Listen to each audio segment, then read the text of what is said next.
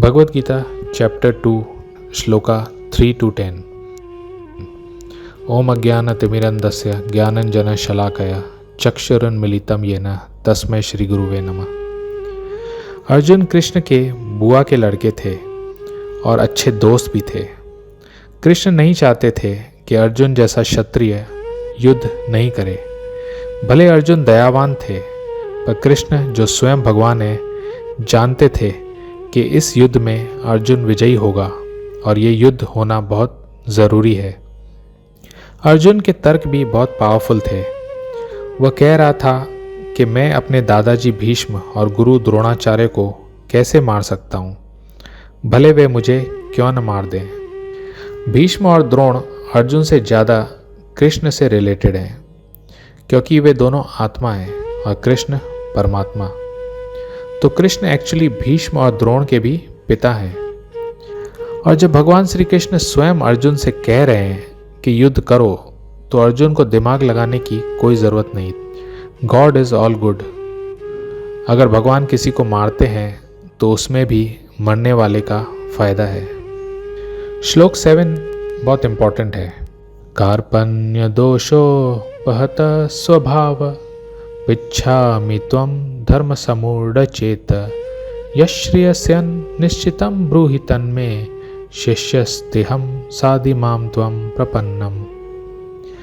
इसमें अर्जुन एक्सेप्ट कर रहे हैं कि मैं कन्फ्यूजन में आ गया हूँ, मैं नहीं समझ पा रहा हूँ कि मेरी ड्यूटी क्या है। आप मुझे बताइए कि मेरे लिए क्या सही है, क्या बेस्ट है। अब मैं आपका शिष्य हूँ, प्लीज़ मुझे उपदेश इंस्ट्रक्शंस दीजिए। ये प्रकृति का नियम है कि जो सिर्फ भौतिक कार्यों में रहेगा उसे चिंता सताएगी, पग पग पर उलझन मिलती है, इंसान हैरान और परेशान हो जाता है। इसलिए प्रॉपर एडवाइस और गाइडेंस के लिए हमको एक गुरु के पास जाना चाहिए। शास्त्र कहते हैं कि गुरु बिना गत नहीं। बिना स्पिरिचुअल मास्टर के लाइफ का परफेक्शन नहीं मिल सकता। तो लाइफ के प्रॉब्लम्स एक जंगल के आग के जैसे होते हैं। कोई जंगल में आग लगाता नहीं है तो भी आग लग जाती है। वैसे ही हम नहीं चाहते हुए भी लाइफ में प्रॉब्लम्स आ जाते हैं। तो गुरु वह हैं जो सब जानते हैं। इसलिए एक सच्चे गुरु को अप्रोच करना और प्रॉब्लम्स को सॉल्व करना बहुत ज़रूरी है। जो ये बात नहीं समझता कि मनुष्य और जानवरों में अंतर है, उसे शास्त्रों में मूर्ख कहा गया है।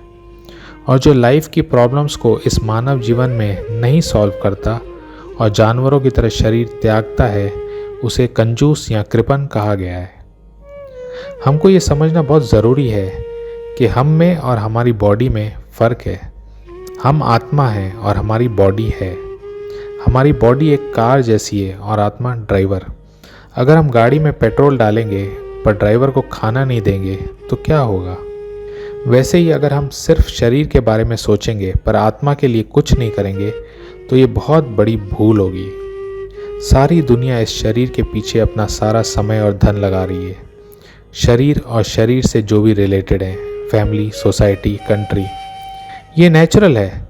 पर समझना बहुत ज़रूरी है कि ये शरीर टेम्पररी है और शरीर के सारे रिलेशन टेम्पररी हैं।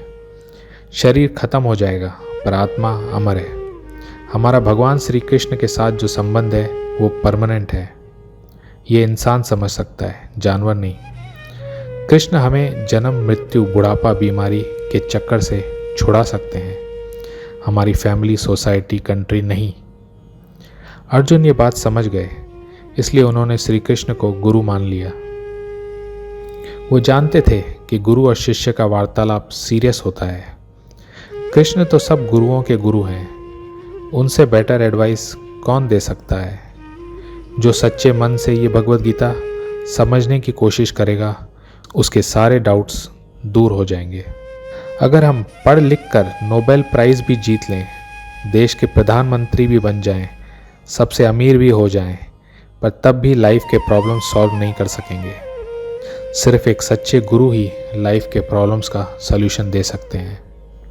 सच्चे गुरु मतलब वो जो कृष्ण का साइंस जानते हैं, जो भगवद गीता और श्रीमद् भागवतम की शिक्षाओं को पूरी तरह समझते हैं एक सच्चे गुरु की ये ताकत होती है कि वे हमें भगवान श्री कृष्ण के धाम में ले जा सकते हैं, जो हमें इस प्रॉब्लम से हमेशा के लिए छुटकारा दिला सकते हैं।